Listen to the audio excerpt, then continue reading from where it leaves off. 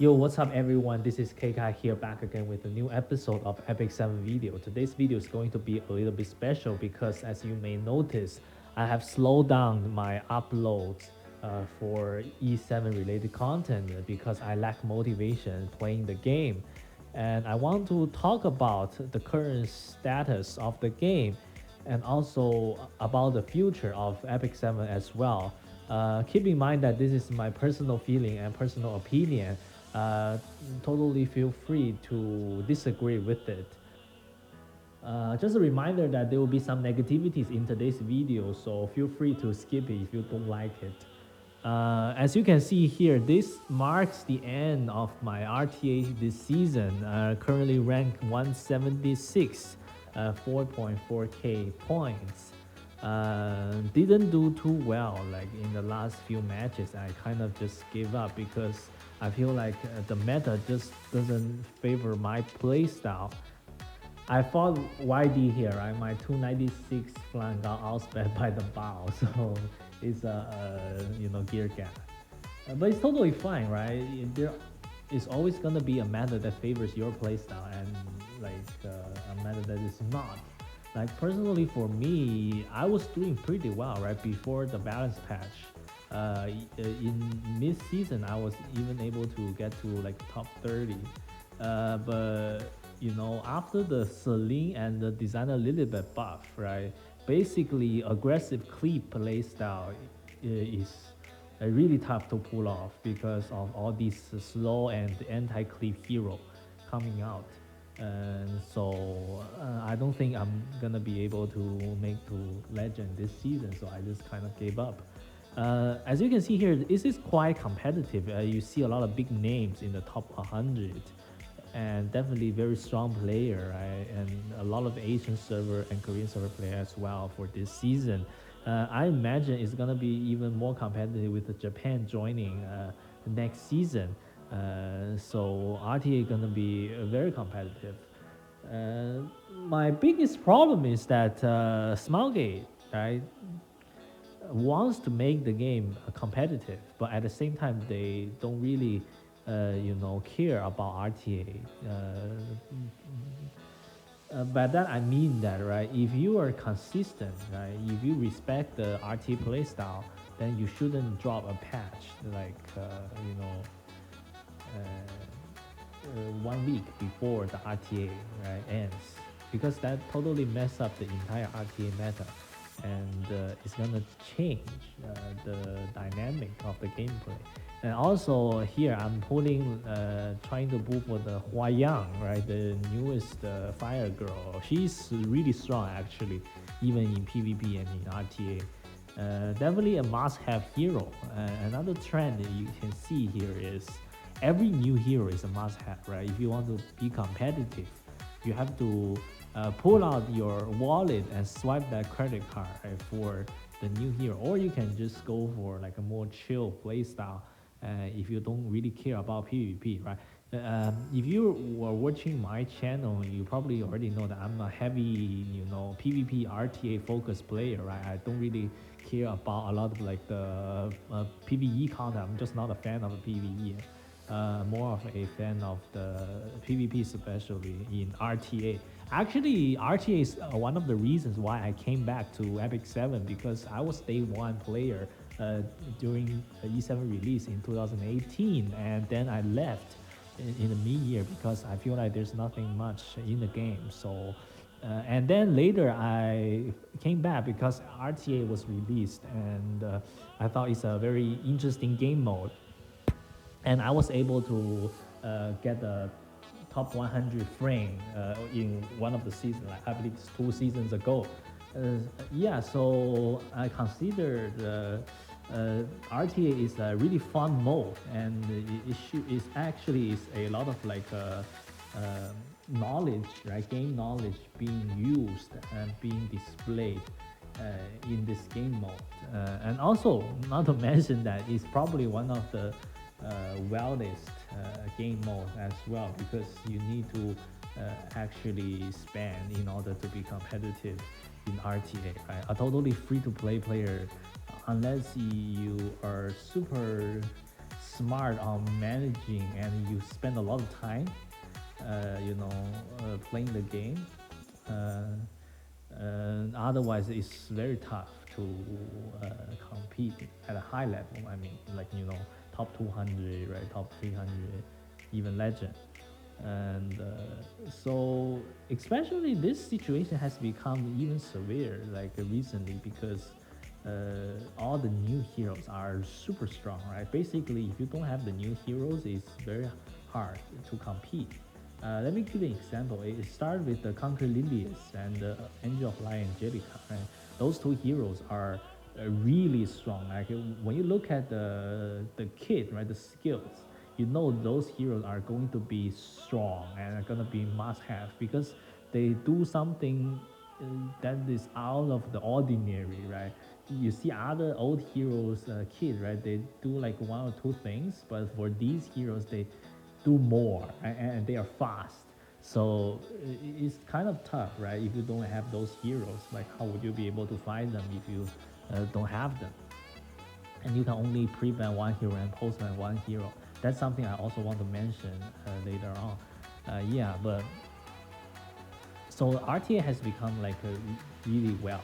I find myself hard to keep up because I'm not gonna be able to triple S fully molded every single new unit, right? Unless that unit is like something I really appreciate. And so this money making business model is really harmful because it's too obvious, right? When you look at the business model, it's very obvious that they want to sell off the new stuff because the old stuff is already past, right? And people are not gonna spend on it, right? So but at the same time, you kind of feel bad because what about your triple S crowd, right? Triple S Ravi, 40 Mola plus 15, plus 15 Charles. Then all these heroes, like all these resources that went into nothing. And I mean, they provide like some value back in the days, but it's not gonna last. And basically, you're an empty account, right? So when you compare to a new player account, your like old good hero like plus 15 fully mola, they're not even useful in RTA, right? In PvP. This is kind of a joke, it's like uh, you don't have any advantage over that.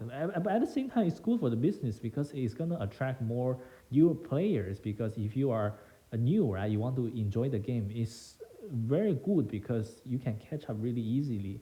You just need to get the new hero. But keep in mind that though, right? If you get the overpowered hero at the current moment, that hero probably gonna be obsolete within like 2 or 3 months. Let me give you a perfect example. For example, the Angel of Light Angelica, right? When she got first released, everyone was saying, "Oh my God, this hero is gonna be must-have," and she's a 4-star, right? And there's no guaranteed PT, right? You literally can spend thousands of dollars not getting her. And actually, I was one of the player got milked, right? Because I was super competitive back in the days, and keep pulling until I get Angelica, and I did spend a lot. I'm telling you, out of the ordinary. And looking back, it was super worthless, because the hero good at the moment is not gonna be good for a long time because Smaug is gonna release another hero that completely nullifies the overpowered hero. For example, right, Angel of Light, right? They immediately buff Mediator Choleric to be a perfect counter to Angel of Light. So basically, Angel of Light is useless. Okay, you spend all these monies and to get Angel of Light, and then Angela becomes useless, right? If they have mediator, it's not gonna be that overpowered hero that you spend. And their way of fixing things is to selling more solutions and to make more money. And I don't really like that idea because that's kind of toxic, right? Basically, you have to get all the hero, all the new stuff, newly buffed stuff, and that's impossible, right? It's like unless you're like super rich, right? Then you don't really care. But I'm not that rich, and so it kind of feels bad, right? And it only lasts like 2 months, not even 2 months. I think like after Angel of Light release is like like a couple weeks, right? And we got the mediator card rebuff. And after that, we have another example, right? What's it called? Ember Lilius, Conquer Lilius, super strong hero, right? Definitely a must pull, and everyone's hype about. A really nice design hero, and the kid is strong. And after her release, right, everyone pulling like PT in the Moonlight 5-star, and then all of a sudden release like a Pera, right? Completely nullified, not really completely nullified, but it's like a counter because Pera is faster than Conquer Lilies and at the same time can put unbuffable so you don't get that vigor buff, right? You don't get the vigor. So it's kind of a joke, right? So basically you have to keep going, keep chasing, keep spending, which is ridiculous when you think about it, right? That's one big problem because their business model is too obvious.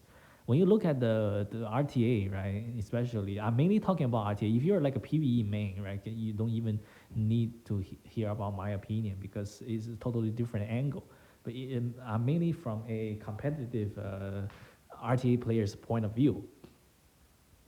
It's really costly, right? It's really costly, and I feel fortunate because I was able to get the legend frame. Otherwise, I'm not gonna be able to get it, and in the future, it's just what it happens, right? And also another truth is that if you want to uh, go super hard in like the RTE ranking, you just need to focus your resource down in one season and try to get the game going, right? To get the legend, and then after the next season, the hero that you built for this season probably is already obsolete, and not gonna be able to use them. Yeah.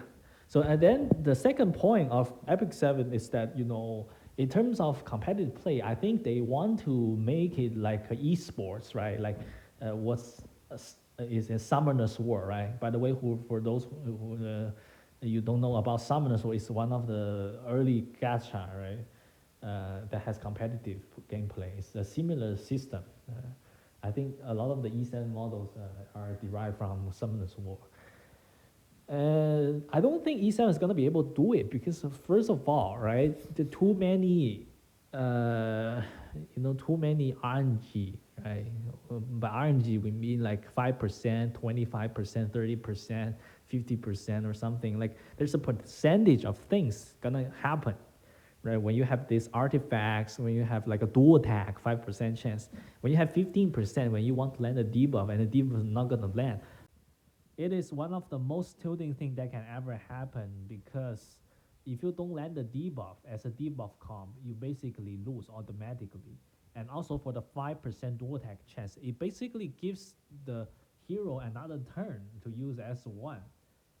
How would you call the winner a better player if they win off a percentage of luck, right?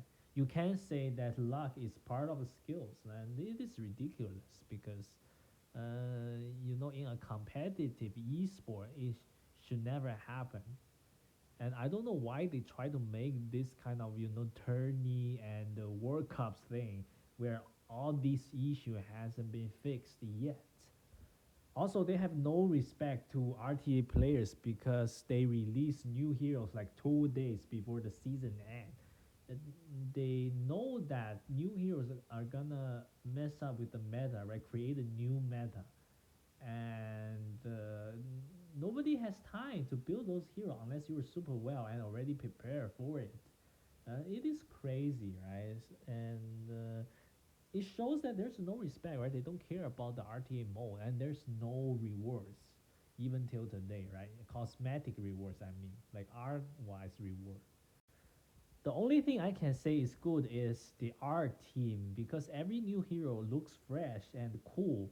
S3 animations are amazing, but the game balancing is horrible. Recently, Korean players have bombarded the app by giving 1-star review in the App Store and also bombarding the Epic 7 YouTube channel. I'm not an advocate for this kind of behavior, but this is something we need to think about, right? Is E7 going to the right direction? I think these players were once E7 lovers, but they look at all these problems and got raged. That's why they did that. Personally, I'm going full free to play until I see the light of the day, and hope today's video give you a general view of my opinion.